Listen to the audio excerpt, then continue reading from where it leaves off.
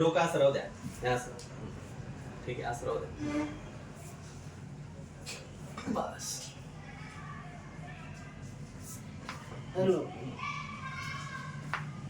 वाजले का? काय आलं? बस ठीक आहे. मस्त राहू द्या.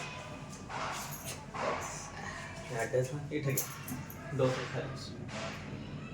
इथं.